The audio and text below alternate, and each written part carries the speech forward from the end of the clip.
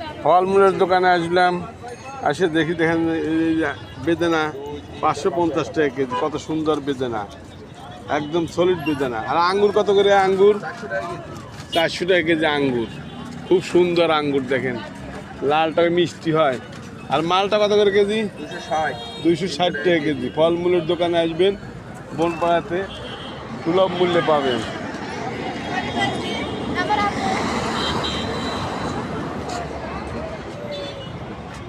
এই আপেল কত করে? এটা 300 টাকা। ছোটোটা? ছোটোটাও 300। আর আঙ্গুর 400 নাকি? 400 আর 500। এই যে আঙ্গুর বিভিন্ন দোকানে বিভিন্ন দাম হয়, তাই আমি দেখালাম কেমন লাগলো। এইটা কত করে কেজি?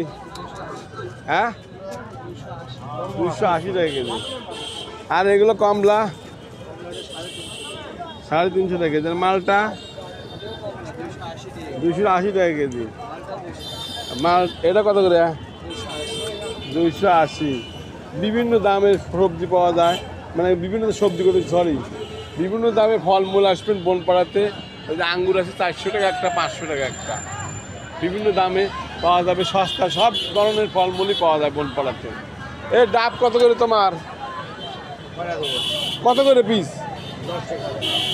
110 টাকা পিস ডাব।